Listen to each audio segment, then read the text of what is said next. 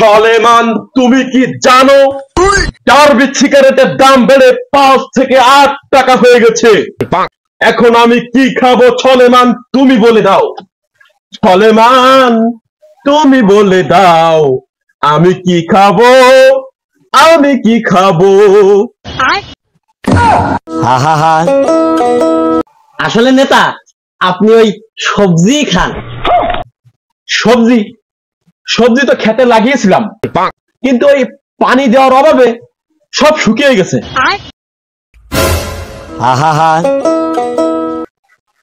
তো যাই হোক সলেমান, তুই দৌড়ে যে ডার্বি আন।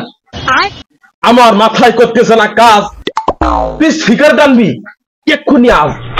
নেতা, টাকা তো নেই, তাহলে একটা কাজ করি, আপনার ব্যাংকের থেকে কিছু টাকা তুলে আজকের দিন চলার মতন ওই 1 কার্টুন ডার্বি সিগারেট আনি। বেকুপের মতো কথা বলো না সলেমান। তুমি কি জানো না আমি ব্যাংকে টাকা কিসের জন্য রেখেছি? ভবিষ্যতে ব্যানসন, ক্যামেল, সুইস এগুলো তো লক্ষ লক্ষ টাকা পর্যন্ত প্যাকেট হতে পারে। এগুলো খাওয়ার জন্যই তো আমি ব্যাংকে টাকা জমিয়ে রাখছি। এগুলো যদি এখন খরচ করে ফেলি তাহলে তো ভবিষ্যতে নাগাদ পেয়ে মরে যাবো। হ্যাঁ, ভাত পায় না, চা খায়, সাইকেল চালায় লন্ডন না। তুমি কিছু বললে সলেমান? না মানে ওই কিছু একটা ব্যবস্থা করেন। তাহলে শোনো আমার শেষ কথা।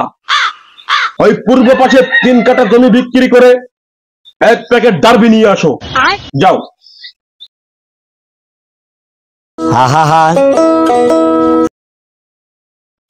কালী ভাই, কথা সেই পর্যন্ত থাকলো। আর আজকের থেকে এই 3 কাঠা জমি আপনার, এই দলিল নেন আর টাকা কড়া দেন। আসসালামু আলাইকুম।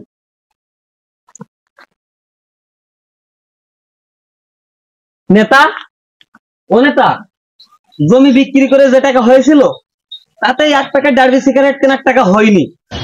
মনে হচ্ছে পশ্চিম সাইডের জমিটাও বিক্রি করা লাগবে, তারপর হয়তো 1 প্যাকেট ডার্বি সিগারেট আশা করা যায়। আমার জমি গেল বিড়ির পিছে, বিড়ির ধোয়া আকাশে, আমি ধুকে ধুকে মরে গেলাম টেনশন আর হতাশে। সলেমান, জি তুই চলে যা। পূর্ব, পশ্চিম, উত্তর, দক্ষিণ যত জমি বিক্রি করা লাগে বিক্রি করে আমার জন্য 1 প্যাকেট ডার্বি সিগারেট নিয়ে আয়, যা। আসসালামু আলাইকুম ভাই। ওয়ালাইকুম আসসালাম। ভাই, জমির খবর কি? শাকসবজি লাগাইছেন? না ভাই, একটা জিনিস কি জানেন, যখন শাকসবজির দাম বেড়ে যায় তখন কিন্তু মানুষ সহজে তা খায় না, কিন্তু বিড়ি সিগারেটের দাম বাড়লে মানুষ কিন্তু তা সহজে ছাড়ে না। বিড়ি সিগারেটের দাম যদি আকাশ ছোঁয়া হয় তাও কিন্তু মানুষ ছাড়তে চায় না।